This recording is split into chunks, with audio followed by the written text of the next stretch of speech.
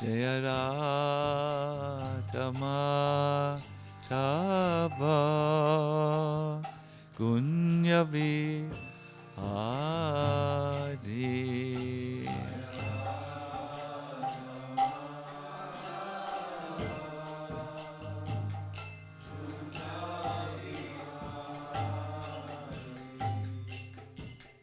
Gopi Jana Vallabha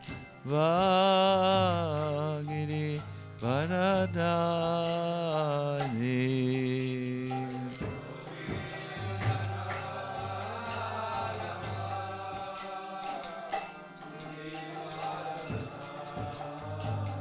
Gopi Jana Vallabha Giri Varadari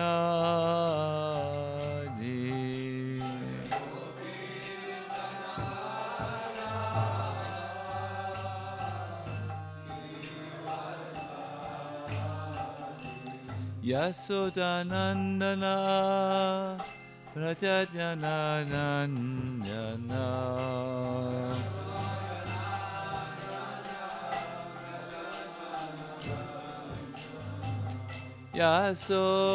Yasodanandana Vrajajana Ranjana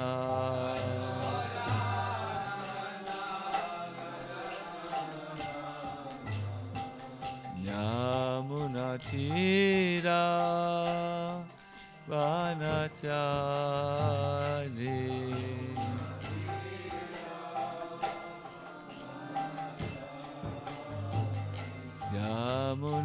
Yamunatira Vanachari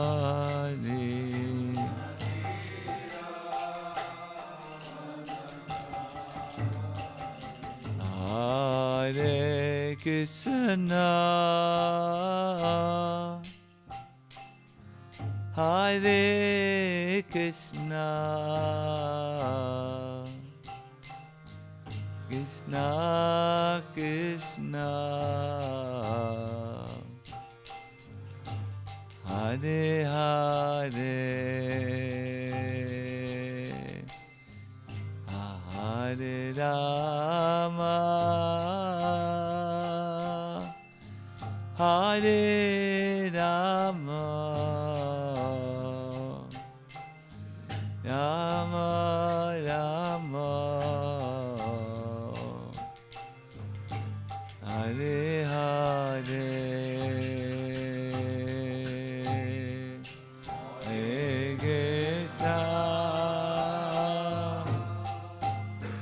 Hare Krishna Hare Krishna Hare Hare Rama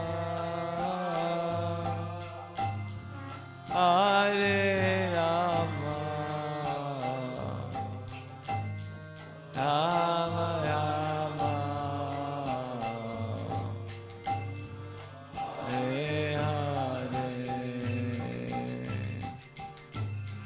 Hare Krishna Hare Krishna Krishna Krishna Hare Hare Hare Rama Hare Rama Rama Rama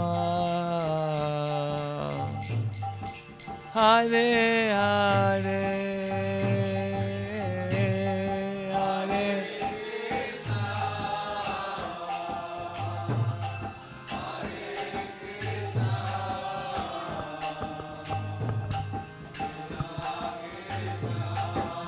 Hare Om Hare Hare Hare Rama Hare Rama Rama Rama Hare Hare Hare Krishna Hare Krishna Krishna Krishna Hare Hare Hare Rama Hare Rama Rama Rama Hare Hare Hare Krishna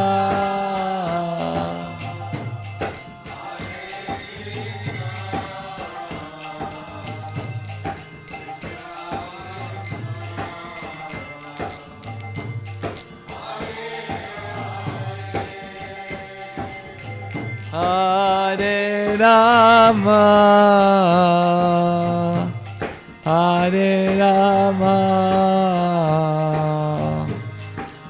Rama Hare Hare Jaya Prabhupada Prabhupada Prabhupada Srila Prabhupada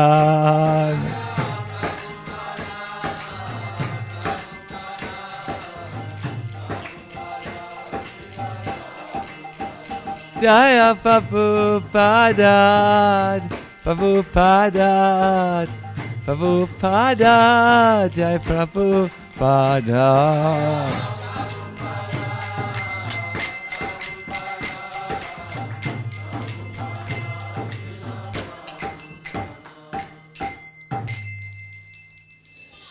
Srila Prabhupada ki Jai. Yes. The small Advaita singer, no? It's already Gita Priya, also kleine Mataji. Gita Priya, super. Die laute Gita Priya.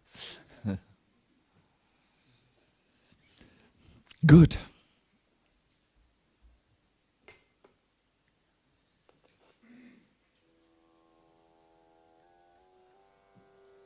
Om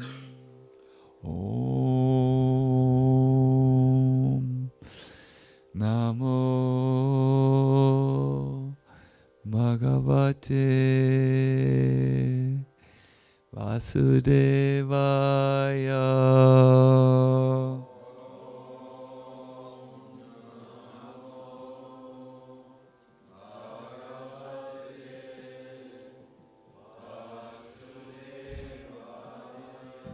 Om Namo Bhagavate Vasudevaya.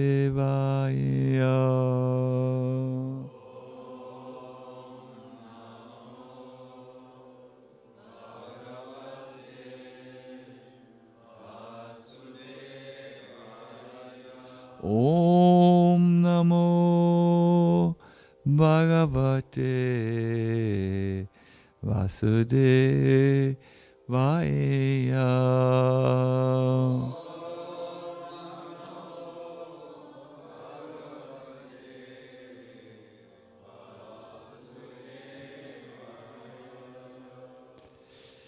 So we are reading this morning from the third canto, chapter 25, text 24. Ta ete sadava satvi sarva sangha vivarjita Sangaste shvatate praktya. Sangadosha harahite. Taete sadhava sattvi. Sarvasanga vivarjitaha. Sangaste shvatate pratya. Sangadosha rahite. Yes, someone else, please.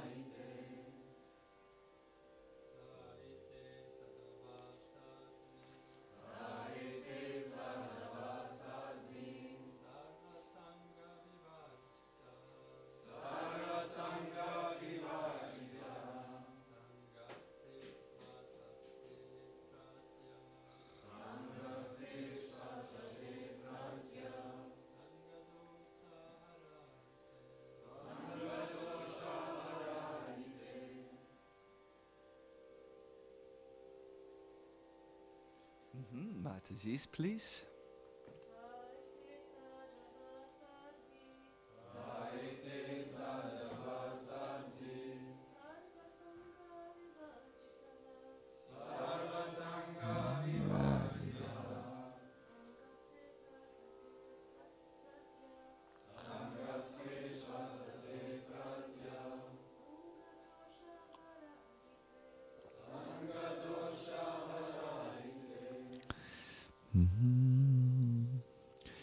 Good.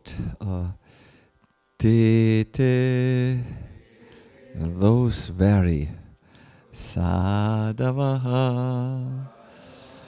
devotees, sadhvi, virtuous lady, sadhava, all sangha attachments, vivajitaha, freed from sangha attachment, teshu unto them, atta hence, te by you, pradyaha must be thought, sangadosha the pernicious effects of material attachment.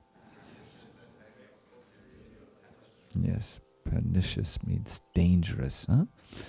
Haraha, counteractors of. Yes, he indeed. Te, they. Translation, O my mother, O virtuous lady, these are the qualities of great devotees who are free from all attachment. You must seek attachment to such holy men, for this counteracts the pernicious effects of material attachment. So this is Kapila Dev speaking to his mother, Devahuti, and he points out what are truly great people. In text 23, that's the text before, he says, engaged constantly in chanting and hearing about me. This is the quality of these people. They always chant and hear about Krishna.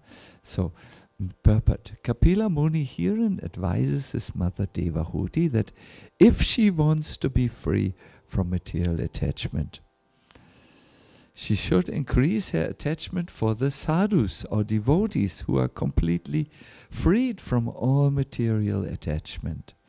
In Bhagavad Gita, 15th chapter, verse 5, it is stated, who is qualified to enter into the kingdom of Godhead. It is said there, Nirmana moha jita sanga dosha. This refers to one who is completely freed from the puffed up condition of material possessiveness. A person may be materially very rich, opulent or respectable, but if he at all wants to transfer himself to the spiritual kingdom, back home, back to Godhead, then he has to be freed from the puffed up condition of material possessiveness, because that is a false position. The word moha used here means the false understanding that one is rich or poor. In this material world, the conception that one is very rich or very poor, or any such consciousness in connection with material existence, is false. Because this body itself is false or temporary. A pure soul who's prepared to be freed from this material entanglement must first of all be free from the association of the material modes of nature. I want to summarize this. What we hear here is, if we want to overcome our dangerous attachments to the material world,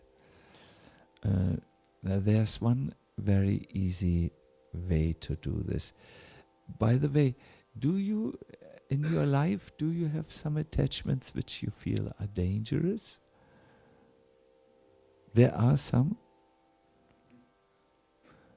I think it wouldn't be nice if we asked everyone, what is your dangerous attachment? But I think we all have something, no? Something where we feel,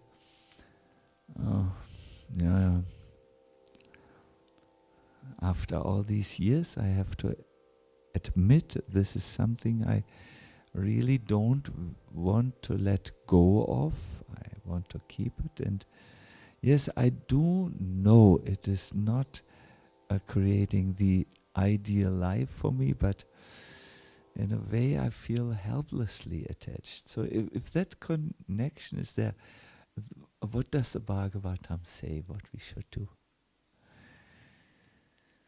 What is the remedy, the Heilmittel? Yes, Prabhu. Hear the Bhagavatam. Yes, sometimes, yes, this is mentioned. Here in this purport, Srila Prabhupada said, you have to develop attachment to devotees. I have often seen this. When you develop attachment or have attachment for devotees, you just don't want to go to a material place of attachment. So this is one of the lessons here. Now, how do you really increase attachments to devotees? Have you noticed devotees are so different, really? And Krishna, how can I develop attachments to these people? we may ask, and especially if we live in a community, sometimes after some time we fall back into the dualistic concept. These are friends and these are enemies, you know.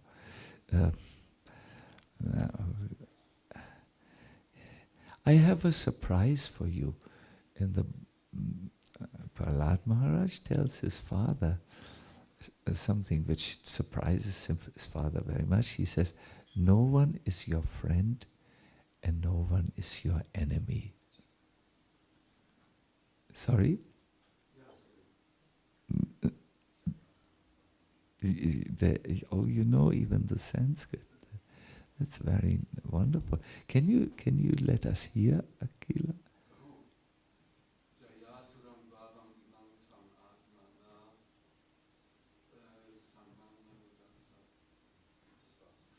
Ja, aber trotzdem, es war schon fast die Hälfte. Also, sehr gut. He says, no one is your friend and no one is your enemy. And this is sometimes not so easy to understand. So I would like to tell you a little story I heard from Raghunath. We were on Wednesday. I was a guest to his program, Wisdom of the Sages, and to present the puja, which we will do tomorrow. And Raghunath said that morning he had a strange experience. He had gone with the car to bring his 7-year-old boy to the school. So as he was driving, he saw a policeman there, and he noticed, I'm too fast. So he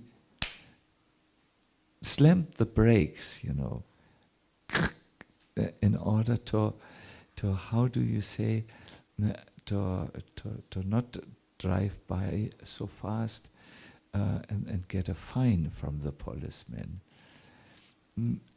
That was all.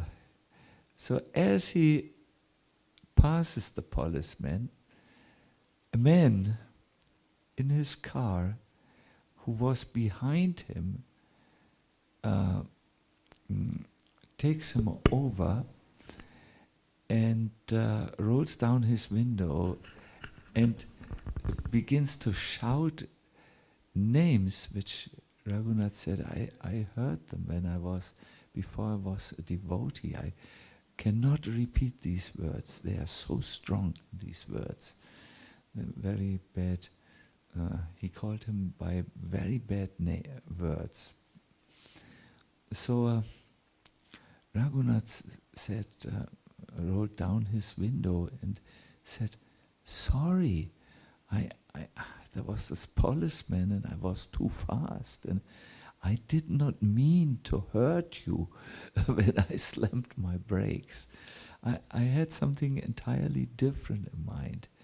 But the man was not in the mood. He drove before him, he slammed his brakes, you know, and just made driving a very difficult thing. So when they came to the traffic light, Raghunath wanted to excuse himself. He said, I'm very sorry, I did not have in mind to make driving for you difficult. Please calm down, you don't need to be so agitated. But this man, when he saw that Raghunath was coming out of the car, he thought that now Raghunath will want to beat him. So he also jumped out of the car in order to, this is called road rage, no? To go into a road rage, nicht? Die Straßenwut. And Raghunath thought, this is unnecessary. I'm not your enemy. Raghunath felt at that moment he could most probably be the best of friends to this person. But due to the influence of the material modes, this person thought this driver-ji from the other car is my enemy, and he has purposefully slammed the brakes to make life extremely difficult.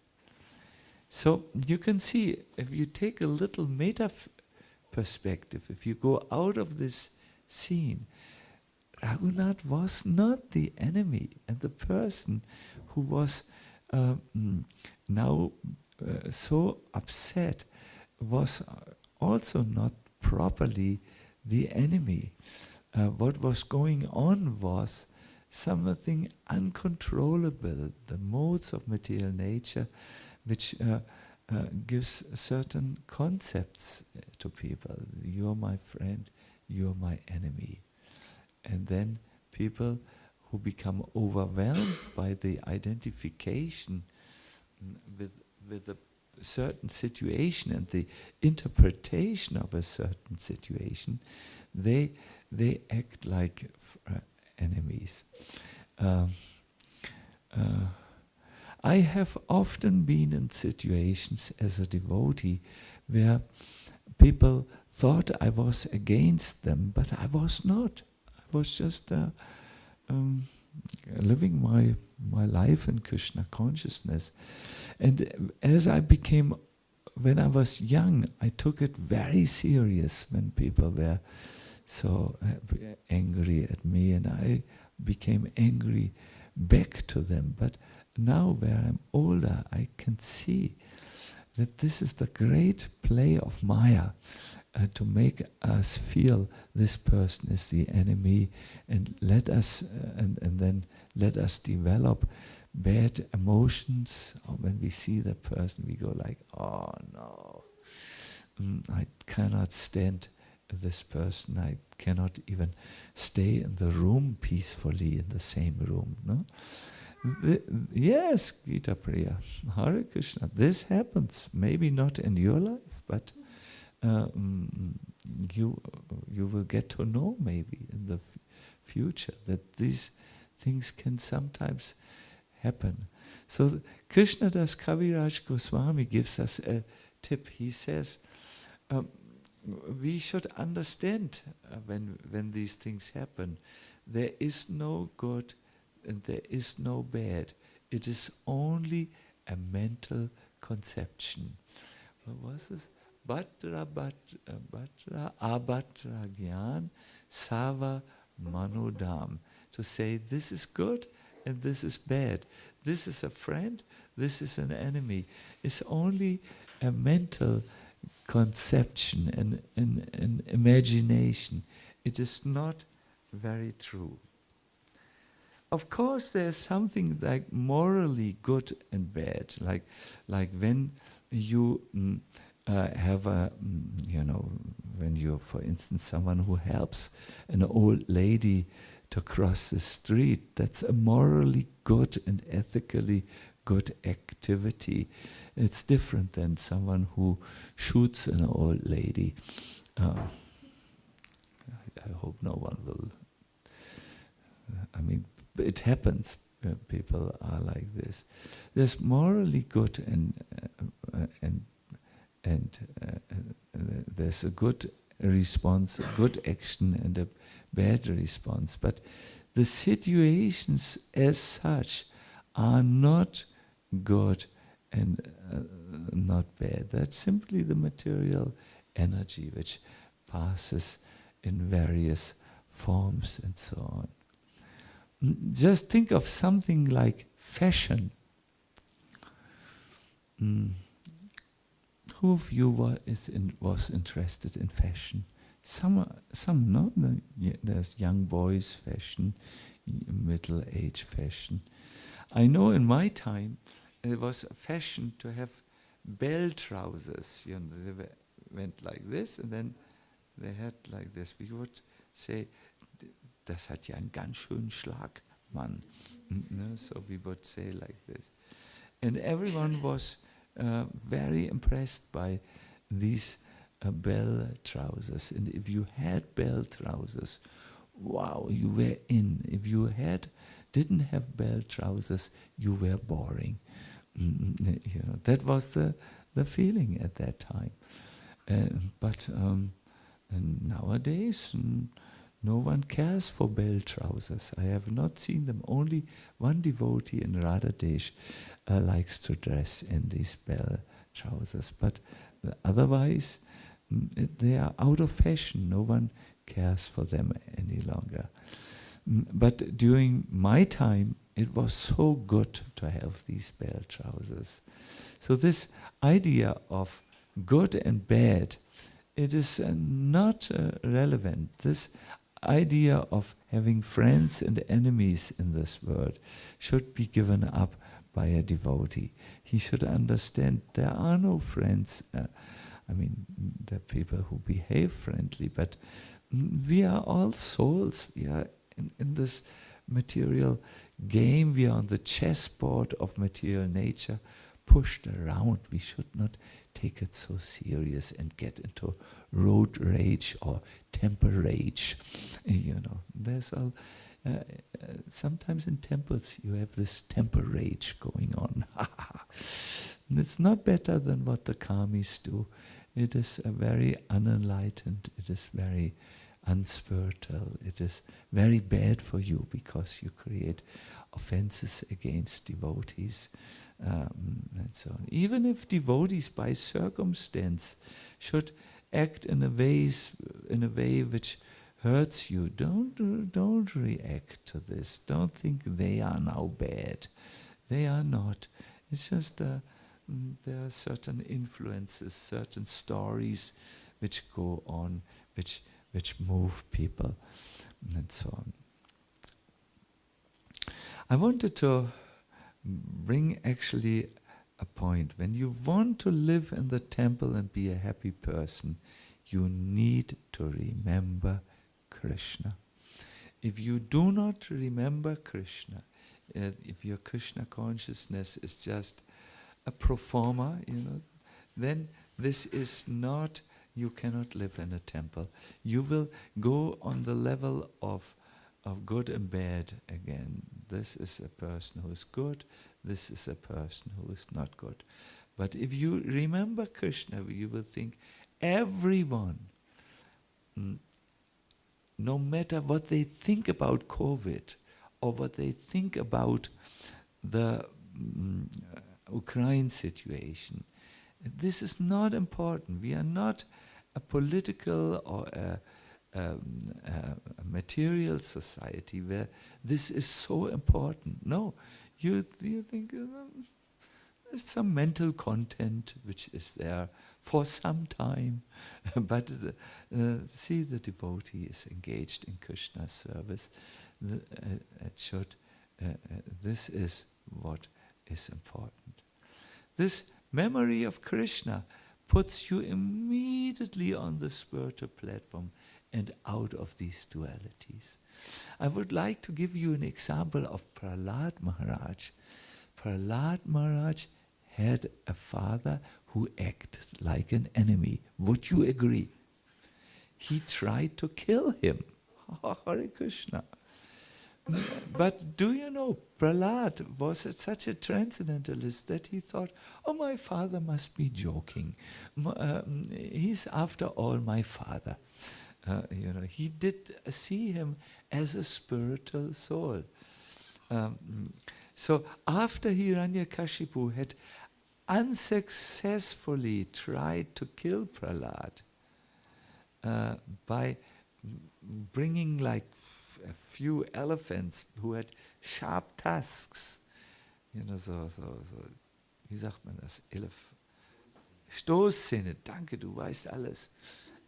Scharfe Stoßzähne. Prahlad Maharaj said to Hiranyakashipu,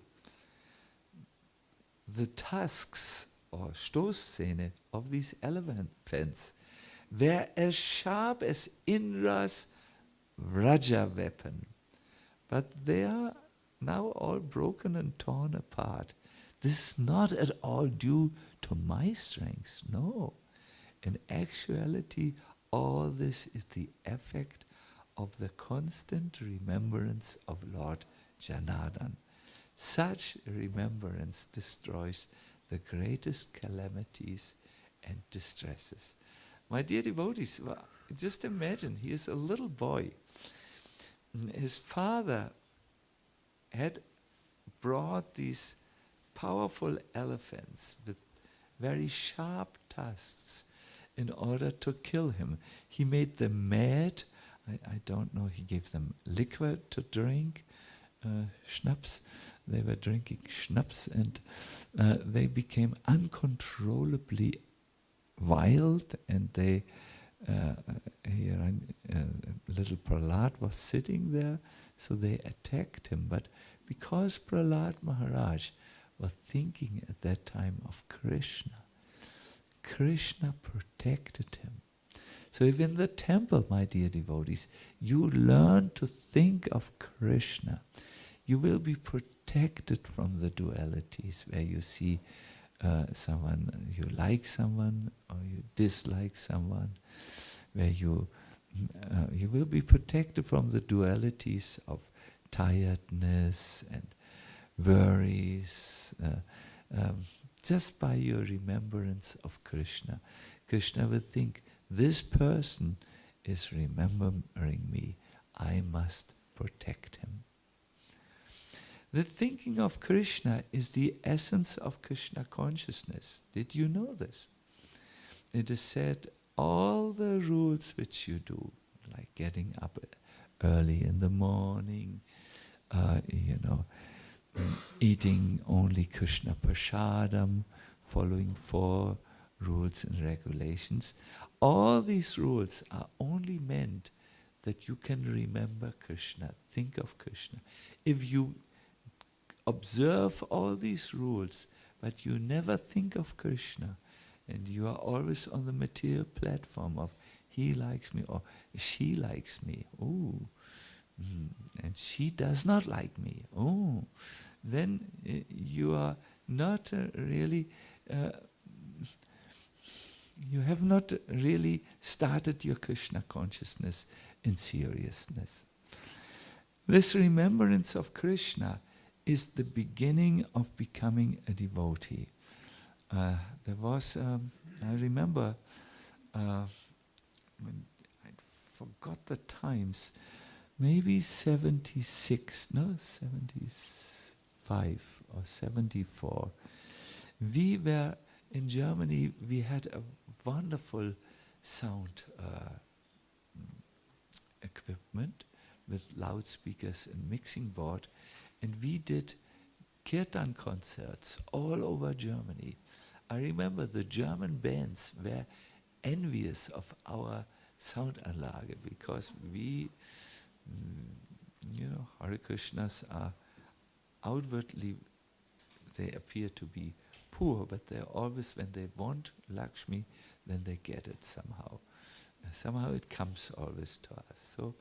So I remember we did programs, and then one day we decided, why not invite Srila Prabhupada to come to one of the programs, and he could sing, he could lead the program, he could give the lecture, and we did so. We had a program tour arranged in Sweden, and we invited Srila Prabhupada to come and join us in Stockholm for a few programs. And Prabhupada actually came. He was at that time in England, and he liked the idea of coming to our Hare Krishna festivals, we would call them. I remember one lecture. I was in the back of the lecture hall. There were also many drunkards who were lying on the floor. They knew after the lecture, which they found most probably boring, because they were just on such a different level, we would serve them prasadam. Just like today, after this lecture, you will be getting prasadam. Hare Krishna. So that helps us to tolerate the lecture. So they were also like this. They were leaning against the wall, and Prabhupada noticed them and thought he will address them. And I was there, I was taking care of the entrance, helping people to find their seats and so on. And I remember how all of a sudden Prabhupada said, if you are a drunkard, you can also become Krishna conscious if you remember Krishna. And in what way? He said, if you remember that the taste in the wine is Krishna, you will become a great devotee. At that time I thought, wow. I thought maybe I should also drink a little bit more wine. It's good for health in Ayurveda, it says, and it will take care of my blood pressure. I have a low blood pressure, so I didn't, but I didn't take wine. I had stopped all. And later I found this quotation, which I saw just a few days ago, where Prabhupada talks about it. It could well be that it was the same lecture. Prabhupada said, it's all about remembering Krishna, yes? Krishna describes himself in Bhagavad Gita. He says, Rasoham apsukonteya. Anyone knows what this means? I am the taste of water. Prabhupada translates this here differently. He says, I am the taste in liquids.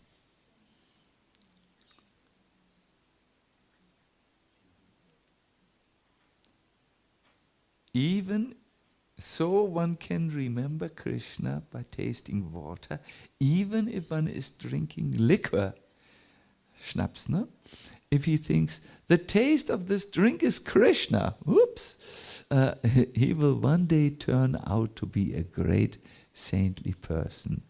So I can request even drunkards to become Krishna conscious, what to speak of others, because Krishna says, Raso ham apsu konteya. I'm the taste of liquids. Generally, in this context, liquid is taken to mean water. No? Our devotee said it means water. But liquor is also liquid. It is only sugar and molasses or some other combination fermented and distilled. Of course it is bad because it creates intoxication, although in one sense nothing is bad. Liquor is bad because it creates bad effects. In America there are so many drunkards. There's no scarcity of them. But I may request even the drunkards. You, here, there, when drinking wine, kindly remember that the taste of this drink is Krishna.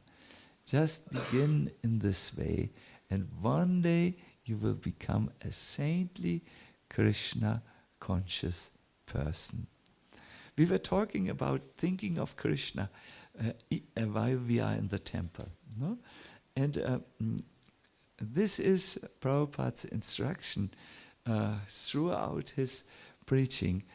When you are in a temple or even outside of the temple, start your spiritual life by thinking regularly about Krishna.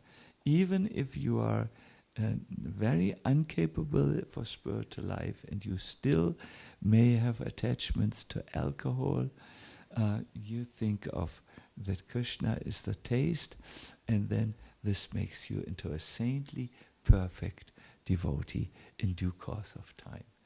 The thinking of Krishna is important for devotees and even for non-devotees, because it will purify the heart in such a way. Then only can we become free from these material understandings, of which one is particularly difficult, that is the understanding this person is my friend or this person is my enemy. this needs to be given up very quickly to advance fully in Krishna consciousness. Good. Now I want to end the lecture. I had something in mind to do today. Yes, 31, Vers, Seite 31. Let me just find this for you. Yeah.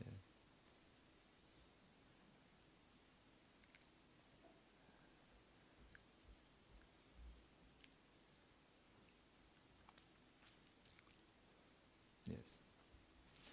Here it says, if the condition, forgetting Krishna, the living entity has been attracted by the external features from time immemorial. Therefore, the illusory energy Maya gives him all kinds of misery in this material existence. So, because we have forgotten Krishna, our attachments have become so strong that we are always becoming attached to Maya and get so much difficulties for Maya. So much difficulties she gives to everyone. But if you remember Krishna, even if there are difficulties, the difficulties will go. Like Prahlad Maharaj remembered Krishna when the elephants jumped on him to kill him, and the tusks of the elephants were ineffectual. This is very important, my dear devotees. So how will you remember Krishna?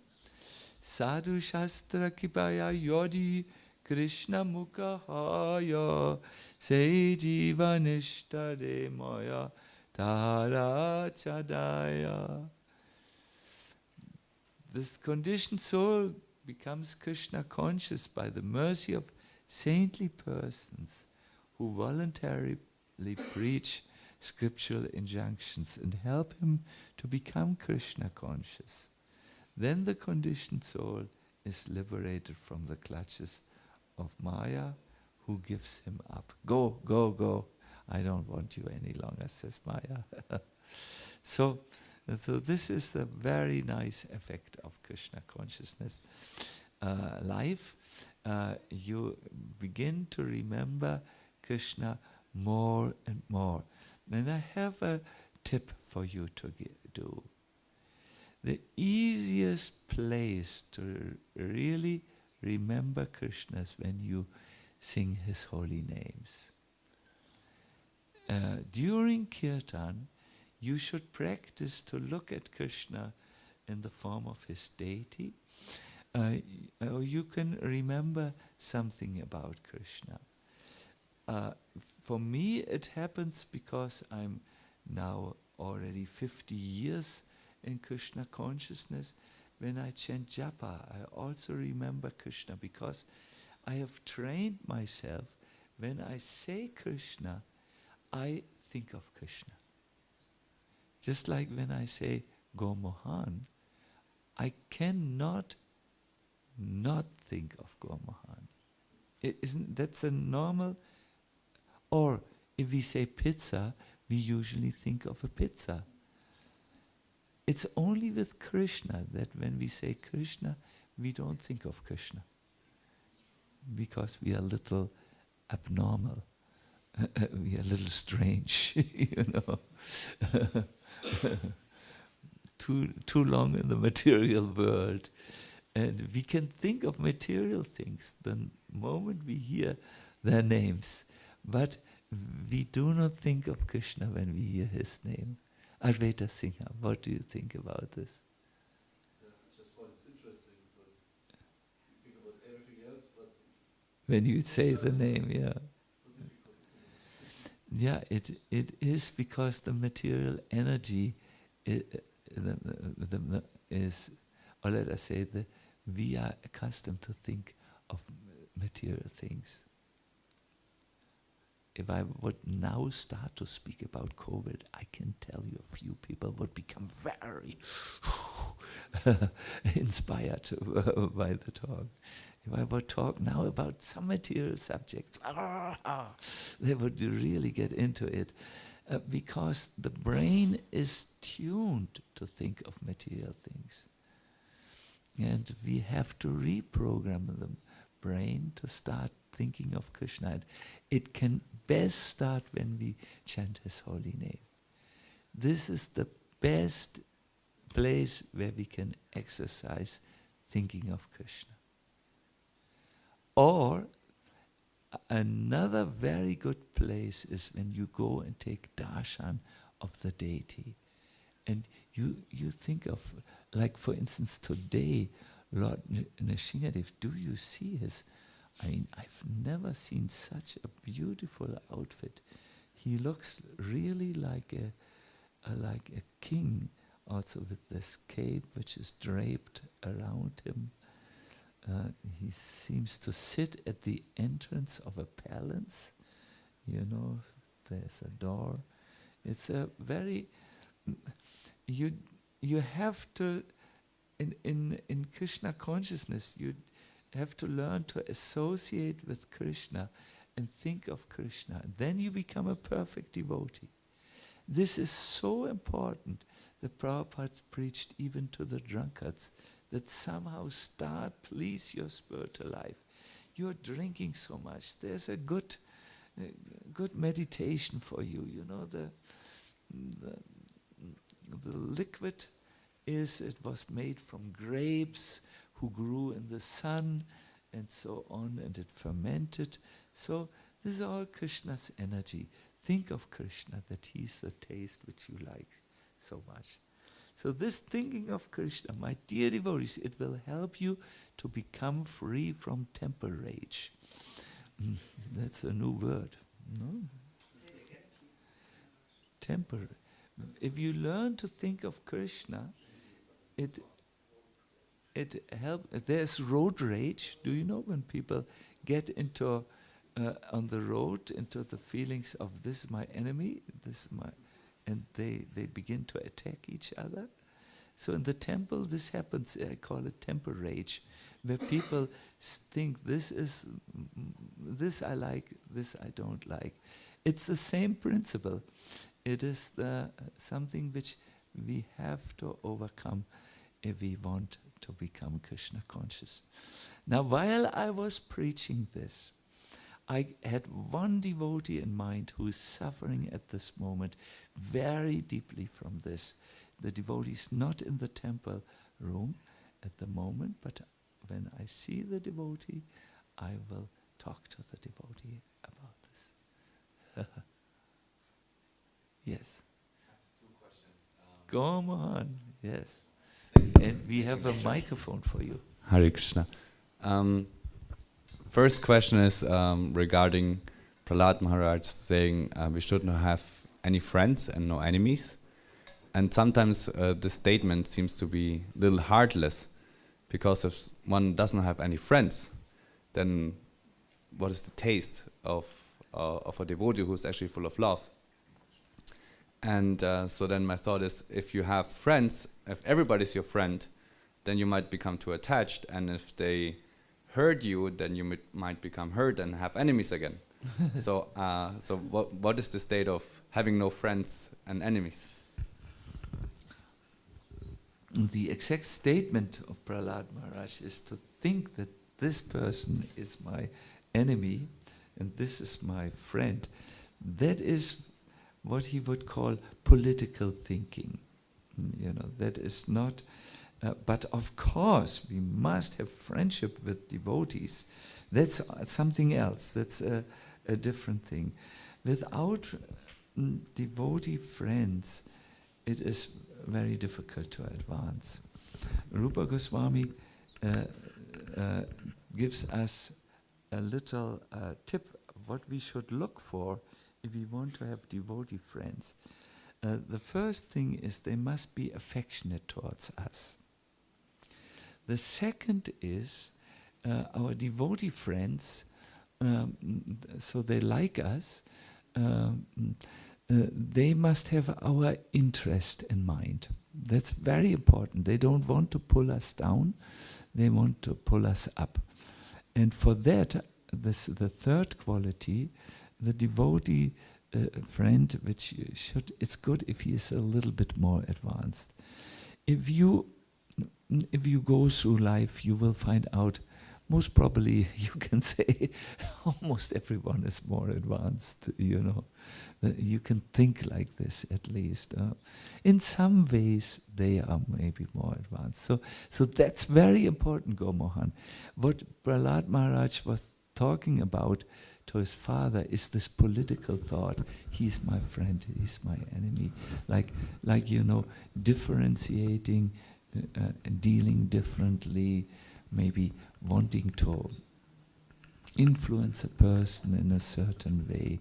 That type of thinking is not advised in Krishna consciousness. But by all means have friends. And if you can see like a real, if you can learn to see that actually everyone in this world is my supporter, you know, then you are on the Uttama Adhikari level, you know. Here it's just a certain political thought is not encouraged. Mm-hmm. And your second question? Thank you very much for the first. Yes, the second one was regarding remembering Krishna. It is, you said, if we think of pizza, we think of pizza, we cannot separate it. Because also, I think... I'm so hungry at the moment. When you say the word, I immediately... Sorry. Remember, I say ice cream better. Ice cream makes it's not. Yeah, good. Sorry. Yeah. I'm in an existential dilemma. No, I'm joking. Yes. But the association is there because we have the direct experience of pizza and ice cream. Yeah. And but our experience of Krishna is very limited, and thus the remembrance of Krishna is kind of also limited. And yeah, how to start remember, like, of course one can absorb in thinking, remembering, experiencing Krishna, but how to get to this experiencing Krishna in such a way that it's like the pizza, you cannot separate it. Yes, a very good question. Very good question. Gomohan, one thing is, although at the moment our experience of Krishna is small and therefore it's difficult for us to remember Krishna, whereas our experience of cars and mobile phones or foodstuffs which we take regularly is very big. You know, there's one thing we must know. The remembrance of Krishna is dormant within us. It sleeps in us. It is there. The Vedanta Sutra gives an example. The brilliance is always there in a jewel, although the jewel may be covered by dust and by mud, but the brilliance is there. Or, to give another example, do we have a little boy here? No, at the moment not. In a little boy, inside of the little boy is what we call virility. Virility, eine deutsche Übersetzung wäre Manneskraft. Or you could say in another word, sexual potency. The little boys which are here have this in a dormant form. One day they may have children also, you know, because in a dormant form the sexual potency is even there in the little boy. In the same way, Gomohan, in all of us, just like the sparkle is in the jewel, or virility is in a little boy, we all are originally Krishna conscious. We have that ability, and we can wake it up and that's the process of Krishna consciousness, to wake up the dormant potencies, spiritual potency. You are right. At the moment, this is a problem. We don't have so much conscious experience of Krishna. And the only way really to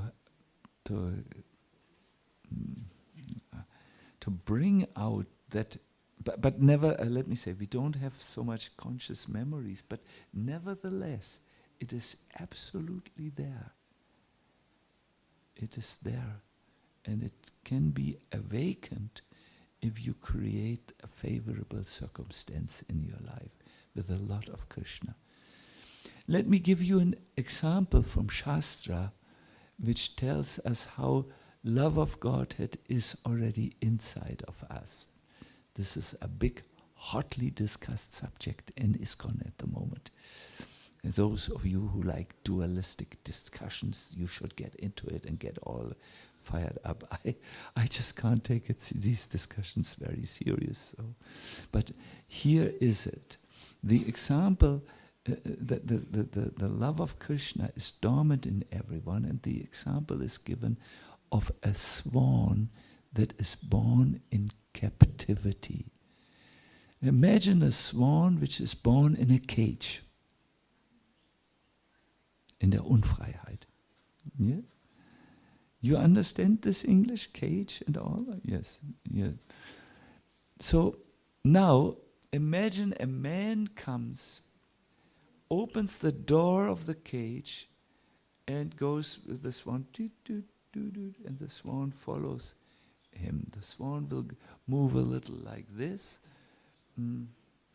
forward and backward, and this man brings this swan, who has never seen a lake, never seen the food of the lake. He brings that swan to the lake. The swan has not seen water, but he knows what to do. He goes to the water, his legs start to move, maybe not very nicely at the beginning, maybe one goes up here and there, but after some time he gets it, and he swims on the water. He knows how to eat also. That is a whole, that's a whole science. You say this gründeln in Deutsch. They go down in the water, and then the head goes on the ground, and they know what to find. Gründeln, no? Special word. I don't think this word is available in Bavarian language. Gründeln, der gründelt. Von Grund. Ne? So he knows what to do, because it's inherent in him. So in the same way, you also know what to do in the spiritual world. You just need the right circumstances, and maybe a kind soul who opens the cage from time to time. From time to time, because we are expert. We always go back into the cage, our material consciousness. So a kind soul who opens the cage repeatedly is maybe good, to have that in our life. But otherwise, we do know. You cannot, and this is what we do in Krishna consciousness. We try to create a favorable environment with a lot of udipans. Udipans means something that stimulates what is inside of you. For instance, good music. Yesterday we heard good music for 5 minutes, because otherwise it becomes Maya. So we heard good music. I became so melodiously. I'd sing in my mind the whole car ride after I had heard good music, you know. I heard such good music. So this music is called a stimuli. It brings something out in you that is already there. This is the art of Krishna consciousness. You should learn to surround yourself with good Krishna conscious literature, for instance, with nice pictures of Krishna, which is a good stimuli, with a good association with devotees who like to speak about spiritual subject matters, and then it will all come out. It's not created in a new way. It is just evoked.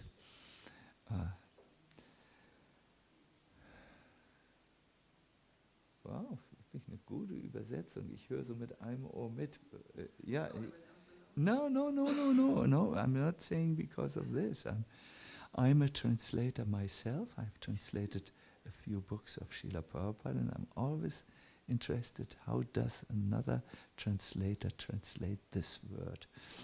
So I had a parallel experience of giving a lecture and listening to a translation today. Yes, the human brain can have multifunctions at once. It's possible. Good. So I think it is now time to end the class. I see it's coming close to 9 o'clock, and I want to thank you all very, very much for having us here. It means the world for us to be in this temple, to sing and dance, to get up earlier than we sometimes get up, if we are very honest. And all this is very good for our Krishna consciousness. I wanted to say for tomorrow, I noticed in the evening you have, the children are very much welcome in the temple. This is very nice, that they should come. But tomorrow we have an online event, so I request you, when we are live, not when we are only live from 2 o'clock to 4 o'clock, I think. And then sometimes I'm live in between. I have to say something live. But please see that the children at that time are well engaged with their favorite toys somewhere else. Good. Fine, then I want to end this class. I want to wish you a wonderful day with good Krishna conscious experiences. All the best for you, and Hare Krishna. Hare Krishna. So, fertig. Zu Ende mit der.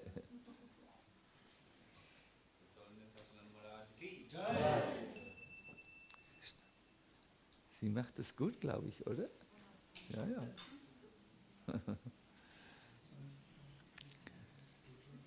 Hare Krishna.